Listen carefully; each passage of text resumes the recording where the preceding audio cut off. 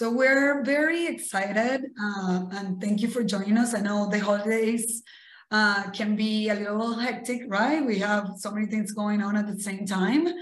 But we are very excited about this speaker meeting because mental health during the holidays is an important topic.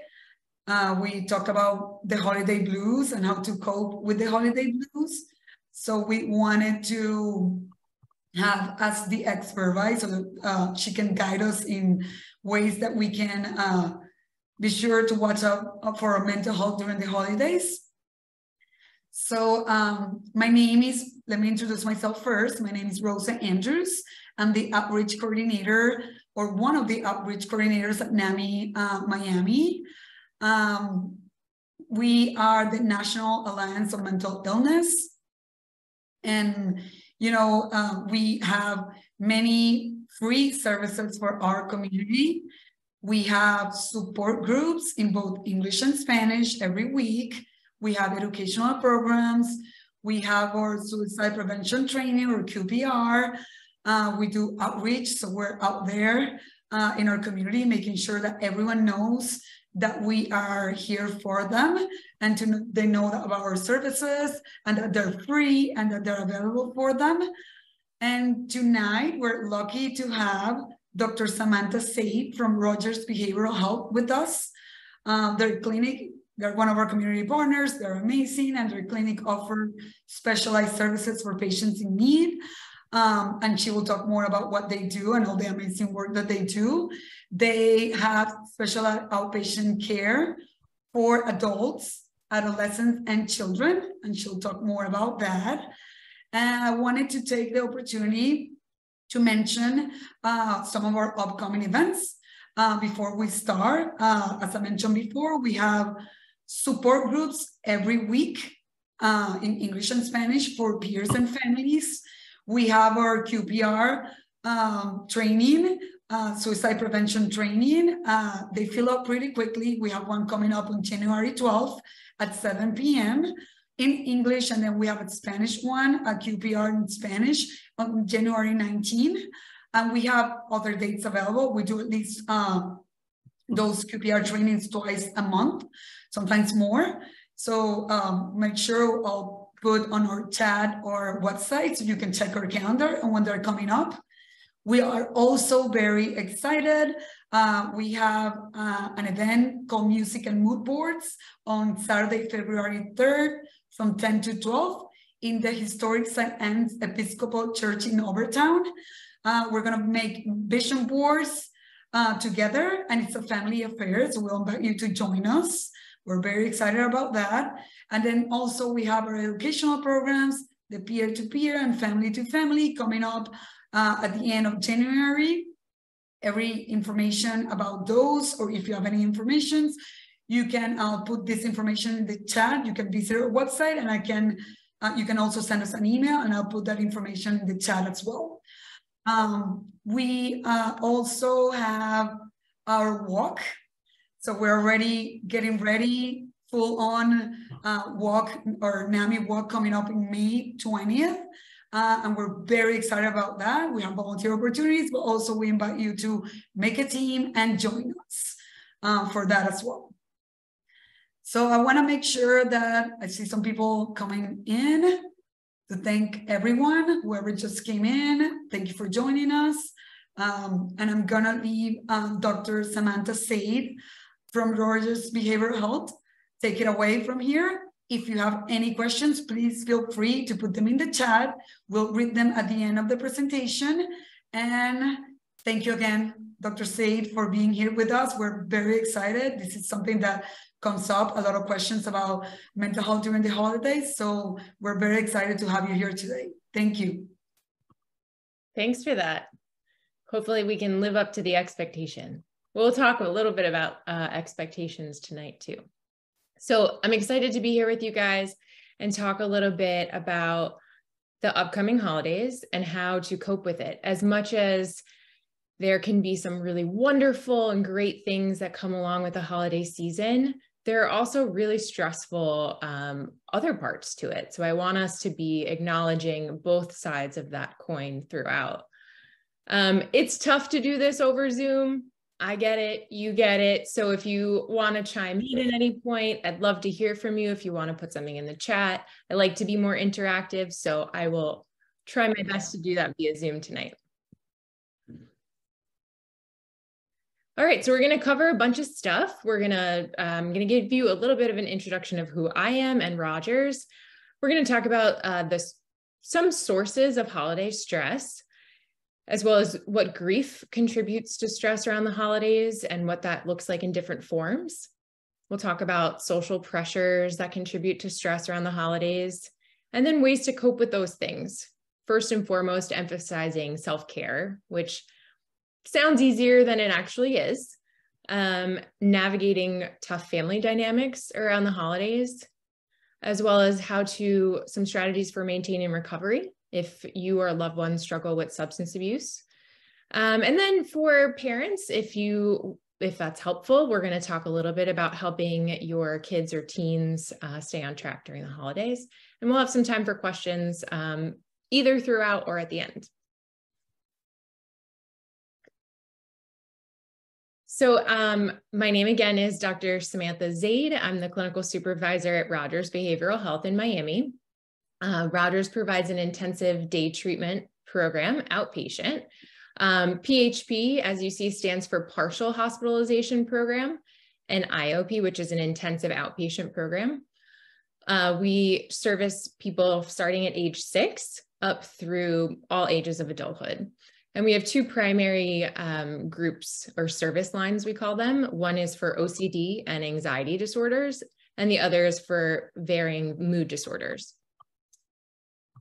And those are our specialties. So if those are things that either you or a loved one might be struggling with and may need more than outpatient levels of care, I would encourage you to take our contact information at the end and give us a call and figure out how we can be helpful. We do accept most commercial insurances and are located in Blue Lagoon, so pretty close to the airport. If for whatever reason you gave us a call and we weren't a good fit, our outreach coordinator, Tiffany Kraus, who's also on the call, is a wonderful resource and helps to connect our families or individuals with other services in the community. All right. So this is not going to be an exhaustive list, but I wanted to just get us started thinking about what are some sources of holiday stress, meaning for you or for loved ones, what are some things that come to mind when you think about the holidays and stress together? And feel free to write them in the chat if you have some on the top of your mind. All right, give us the answers. What things might be stressing you out this holiday season?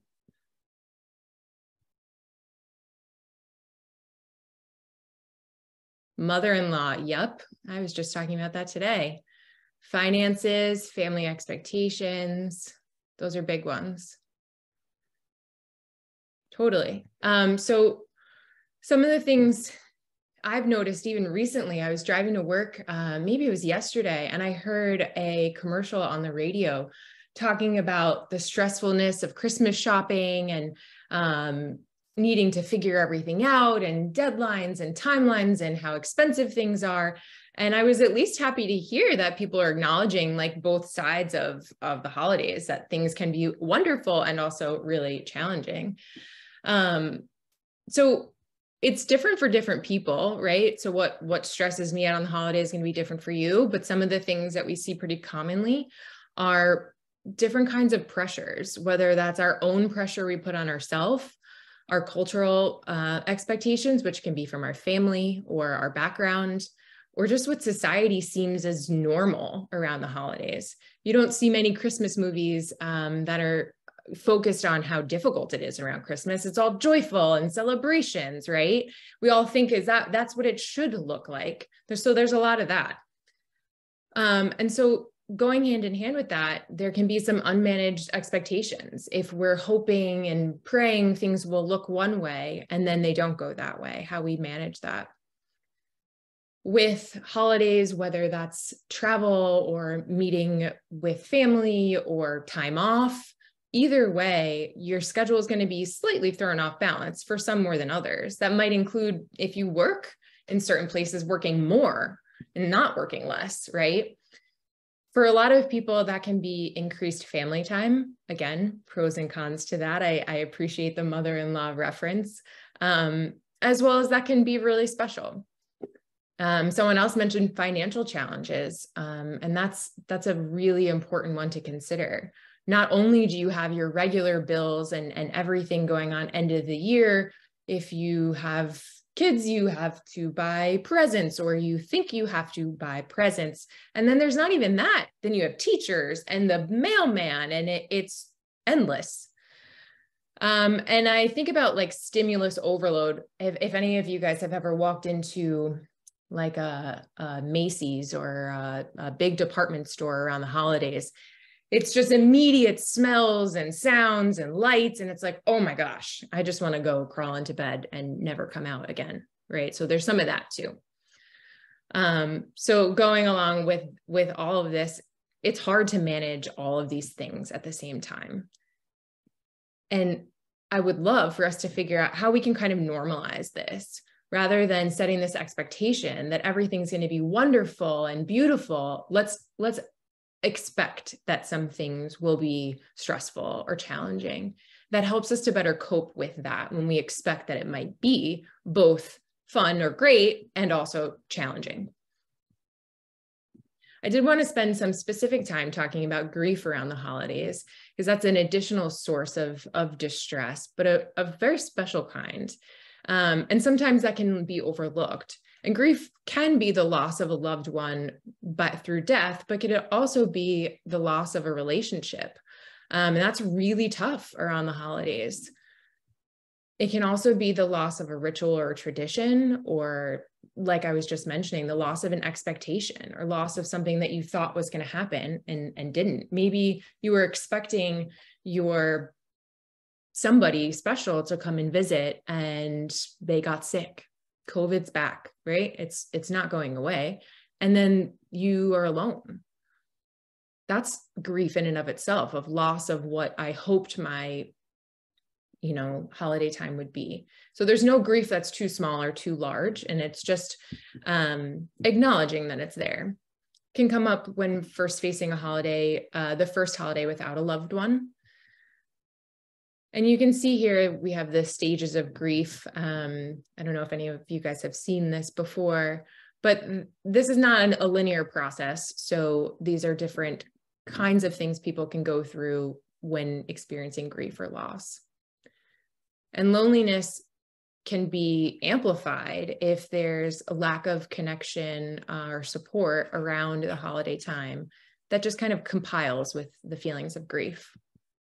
So what do we do with that? My first thing, and you'll hear me say this a lot, is to acknowledge that it's there. So we're not blocking sadness. We're not pretending we're happy and cheery if we're not happy and cheery, right? If I lost someone really close to me and I'm, having a hard time, that's okay. So I want to prioritize feeling emotions and coping with those emotions in a way that feels effective. In addition, we talk about honoring loved ones for whatever that looks like for you. That's going to look different for everybody, as well as creating new traditions in honor of them or with those who are around, can help with that grieving process.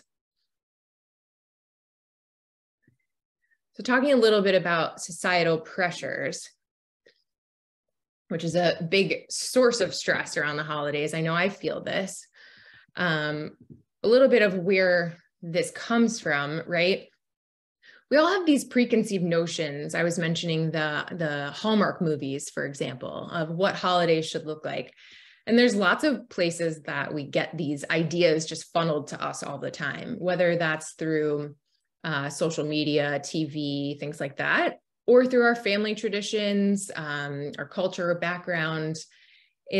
We develop our own expectations, maybe our own history of what previous holidays have looked like. So now it's really hard when it may not look like that.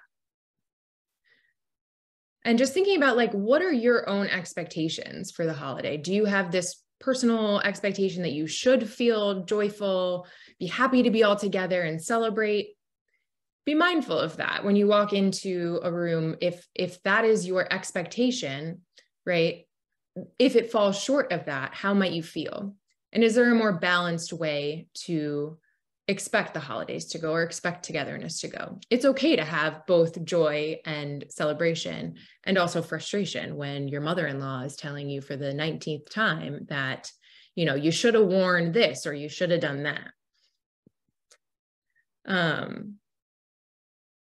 So you can imagine that as I think about social media a lot, and when I think about social pressures and exhaustion, just the endless feed and the highlight reel that's not accurate.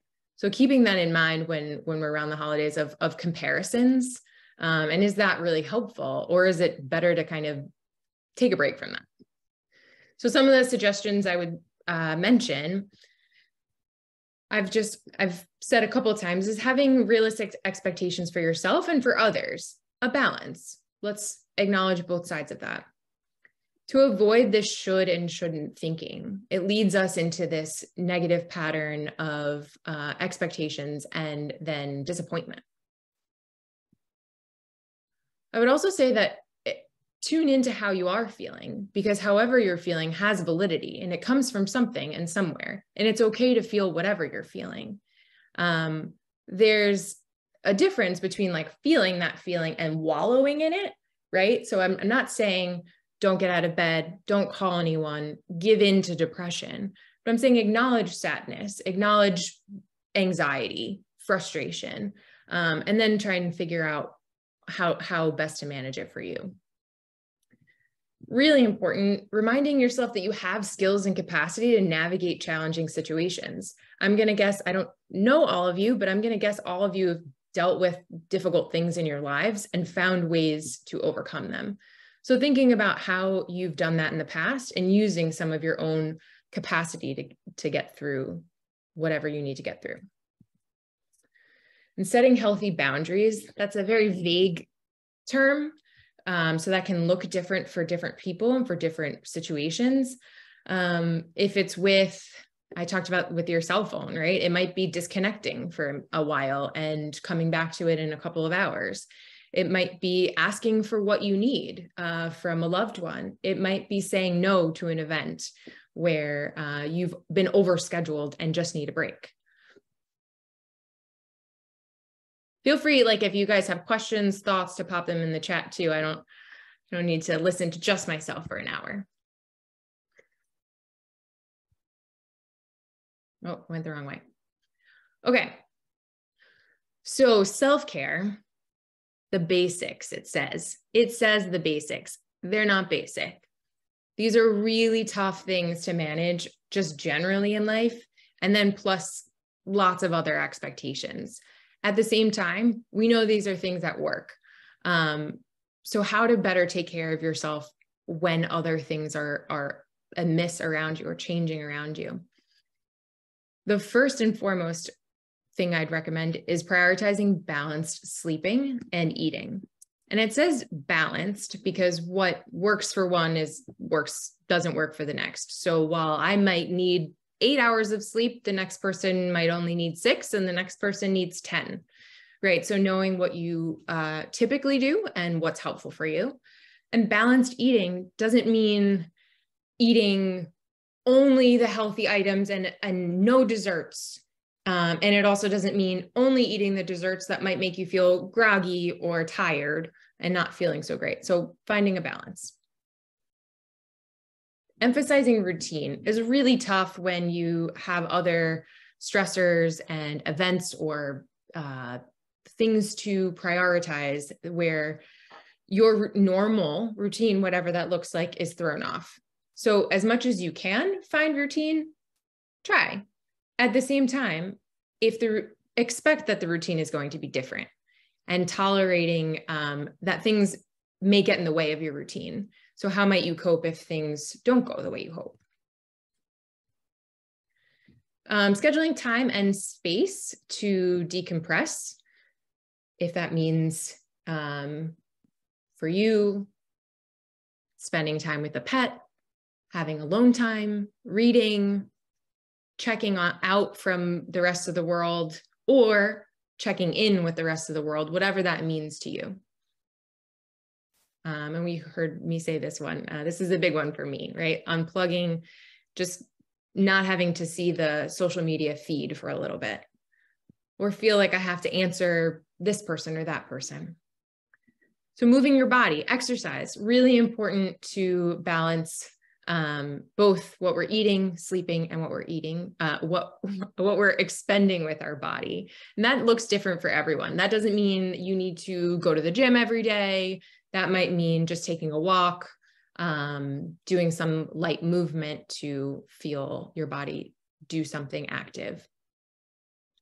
So for some people, they overcommit around the holidays. Maybe you're the kind of person that feels like you have to do everything or be everywhere. Some people do the opposite and feel like, you know, I just can't do this. I'm going to hide out and stay home.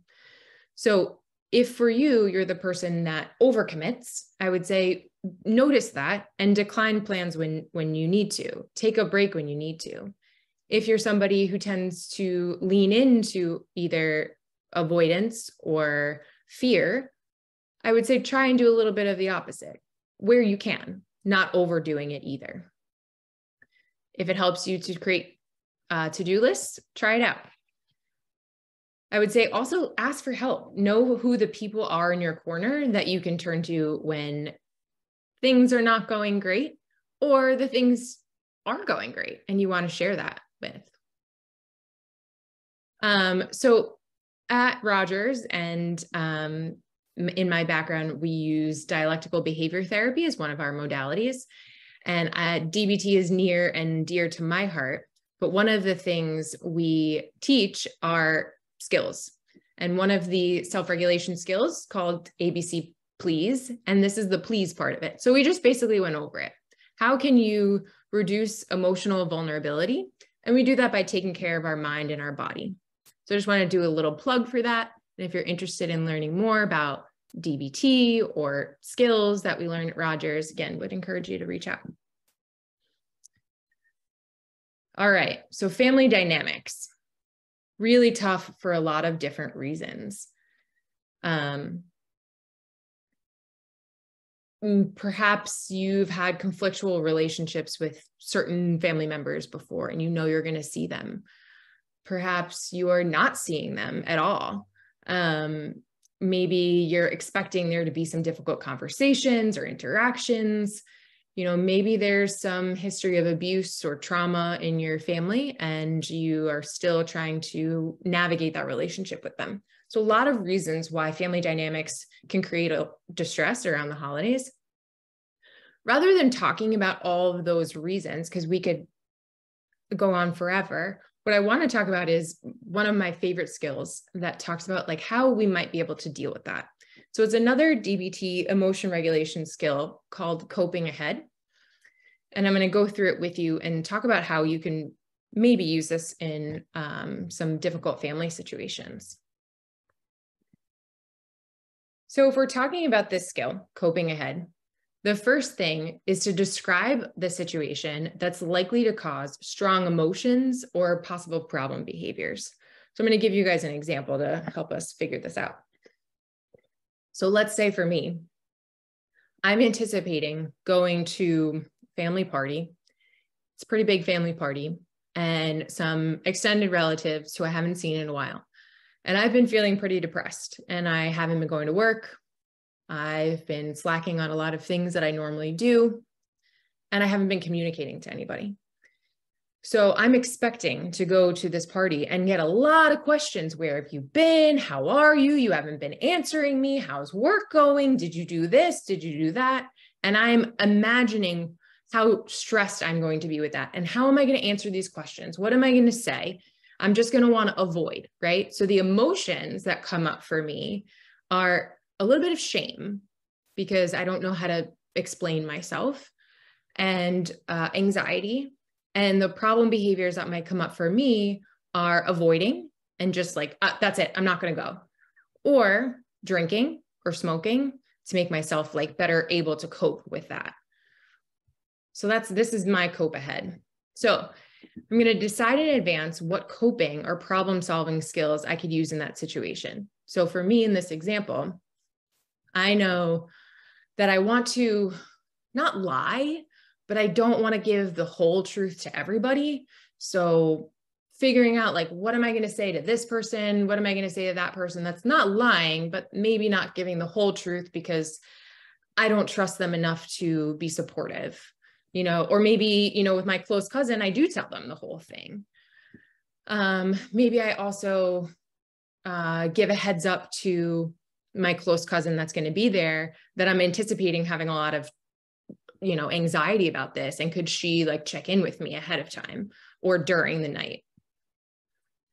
Next, I'm going to imagine this situation in my mind as vividly as possible. So like the smells, the sounds, where I am, who's doing what. And then I'm going to rehearse what I've just talked myself through about coping effectively. So I'm not only just rehearsing like what I could do, I'm going to rehearse my actions, what I'm going to do, the thoughts that I'm going to have, what I say, and how do I say it. Coping effectively with new problems that come up. So in my example, let's say, I did my best and I told Aunt Millie, I've been struggling, but I'm doing okay. And she's like, well, what does that mean? And I'm like, oh, what am I going to say next?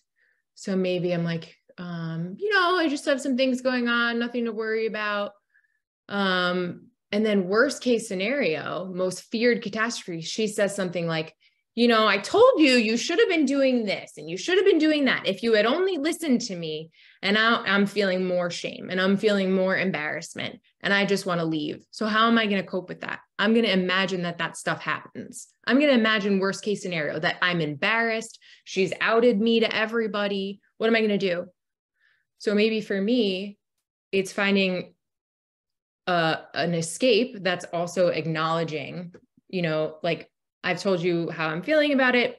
I think I'm not comfortable sharing any more than that, though I appreciate that you're concerned.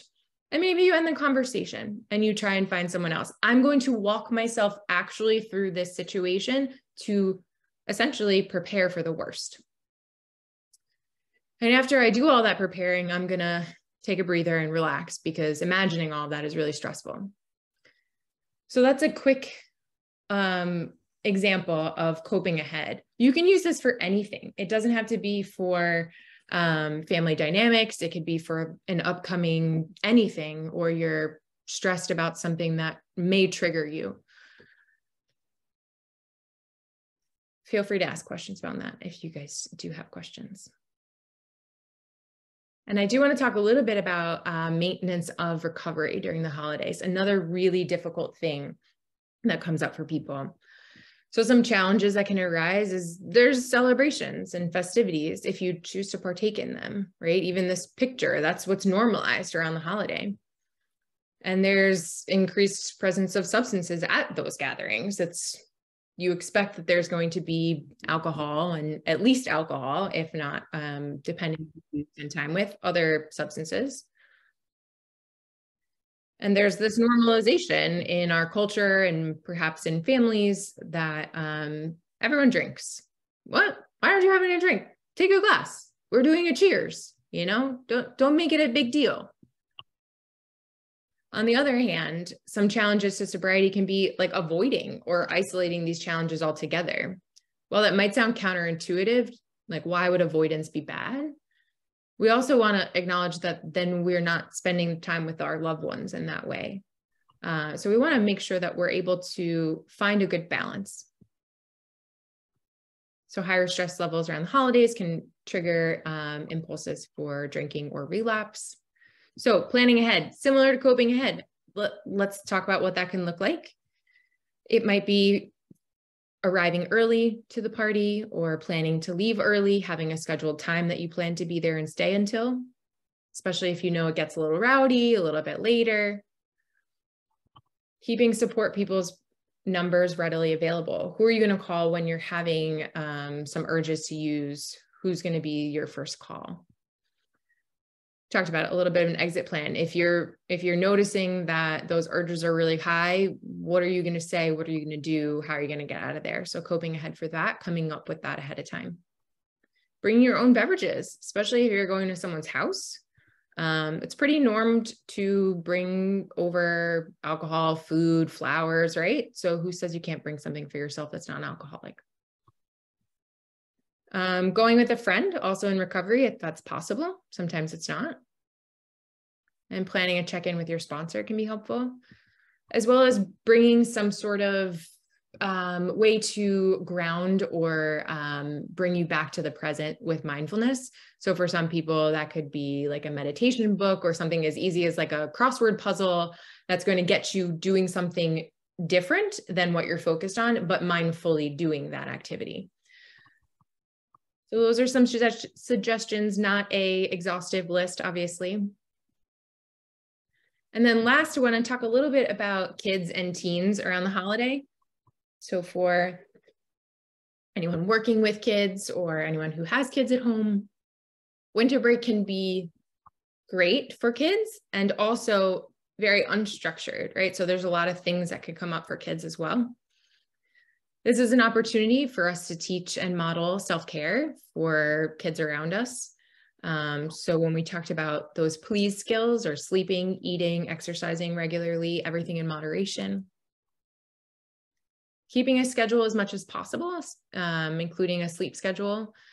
It's really tempting and really fun to sleep in sometimes, and maybe not doing that every day, or finding a way that you have something that starts your morning that keeps a schedule going. Screen use, right, with a lot of downtime. Teens tend to spend that on their computer, on their gaming systems, on their phones. So having that discussion amongst yourselves as family about how much we're going to allow, given that we have more free time. And monitoring what they're using. I could do a whole other presentation on that. I won't, but there's a lot that teens do online that me as a older adult now don't understand, right? But this is also like both how they make friends, and it's very normal for people to make and keep friendships that way. Yet also there's a lot of dangers and practical challenges with that. So it's really important to be monitoring what your teens are doing. And taking track of their moods and emotions, checking in on what might be going on for them, what might be coming up for them, just as we're trying to validate our own emotions as the adults. Help them to say no for unwanted interactions or activities, including like family members. I think about the idea of, even for young kids, we kind of normalize, oh, give, you know, cousin Jane a hug. And, you know, your kid may not feel comfortable with that, or they've never met them before. And this is the first time they're meeting them. And lots of different ways that kids can feel like they're obligated to do things for and with adults, and helping to empower your kids that it's okay. Whatever you're wanting to do is okay if they struggle to say no. On the opposite side, if your kid says no a lot, we want to encourage them to be engaging, right? If we have kids that are trying to say, no, I'm not going to this, I'm not going to the party, I'm not going to this activity, you know, we want to have that balance for kids as well. Setting traditions in family time, whatever that looks like for you guys, is a great way to keep stress lower around and enjoyment higher around the holidays. Being mindful of where alcohol or substances are in your home. I would encourage things to be locked away, even if you think your kids are too young. They're probably not, or they accidentally get into things. Managing expectations around gifts and spending, even with little kids, talking about, you know, what's reasonable, and that might include what they want, and it might not include what they want, and helping them to manage their own expectations. And then last, spending time with, but also away from peers. So again, helping your kids to have a little bit of both family time as well as what's normative, which is spending time with friends for especially teenagers. So that's all I have prepared. I'd love to hear if you guys have thoughts, questions. Yes, thank you so much, Dr. Zaid. Such an important and useful information. We have a couple questions in the chat, so I'm going to read them out to you. The first question is, when you're the only one in the family that's into decorations, but the family is not wanting to celebrate at all, and it's shutting down their own happiness, right? So you mentioned before how we can be in different stages. You talked about grief, but it can be in different stages during the holiday. So how can we manage when we have different emotions within the same family unit? Totally. And in this one, it sounds like, feeling like festive and wanting to celebrate, and then being met with the no, for whatever reason, they don't want to. I would say do it anyway, if that's what makes you happy. However, set the expectation that it's not for anybody else. If you go in with the expectation of, I want everyone to be happy and joyful too, you will be let down, right? So if you want to do it for you, do it for you. But just be mindful that it's okay for them not to also feel the same. Thank you for that. We have a couple other questions. The question is, how do we help our loved ones with holiday depression? It's the same question. They're talking about their mentally ill son. He lives in a assisted living facility, and it's quite sad for not being with the family during the holidays. How can they help? Yeah. And that's a realistic thing that comes up for a lot of families for varying reasons if you're in care and not with each other. First is like checking in with them often, right? However that might be, or however you're allowed to. If you're able to do FaceTimes or video chats, if you're not able to see them in person, phone calls, even writing letters, sending gifts if you're allowed to at the facility that they're at, and figuring out when you're going to make plans to see each other so that people have things to look forward to, and just acknowledging that it sucks. So not pretending that it doesn't. That would be my first go around. It does suck. It's not fun. Yeah, I think that's, you mentioned before, it's the expectations, right? And it's very important to hear you talk about them, because some of the questions, they kind of go back to, we're not on the same emotional, during the holidays, we're not on the same level. And sometimes, we feel bad because we're not the same as our family members or friends or everyone around us. Yeah. So with that being said, I don't know if anyone has any other question. Here, I read a couple of them in the chat.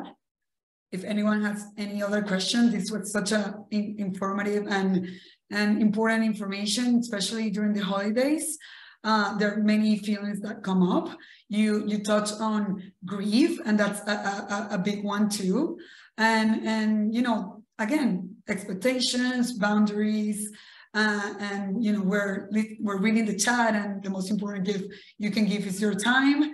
Definitely, but sometimes maybe we're not in the right state of mind to give our time, right? Like you mentioned before.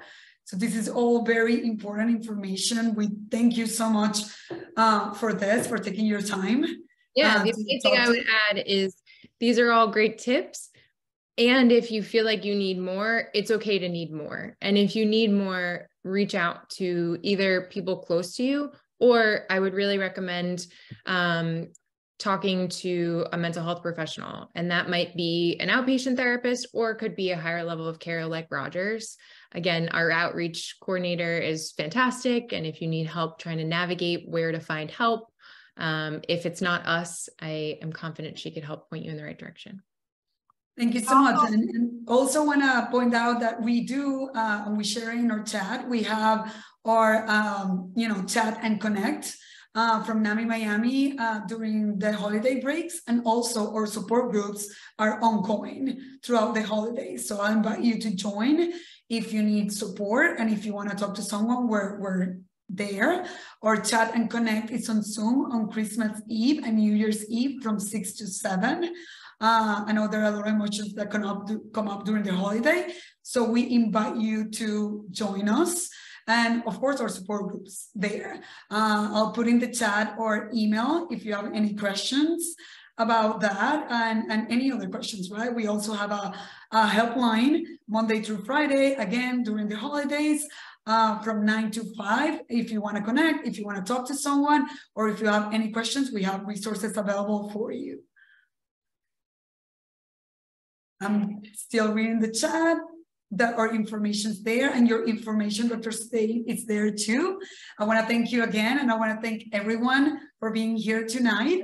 I know it's, you know, the holidays, so we're all very busy, but it's good to take time to make sure that we know how to take care of ourselves. Self-care is very important, can seem overwhelming, but with everything that you mentioned, Dr. Zaid, I think it's better. There's some people in the chat saying that you help them a lot, because, you know, when you look at it different ways and you know, how can you do it, it's not as overwhelming. So thank you for that. It's very important work that you do, and we're very happy that you were able to give us your time and all this useful information. So thank you.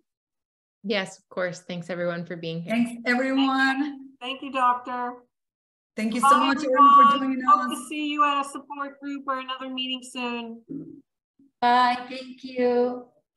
Thank you. Really appreciate your time.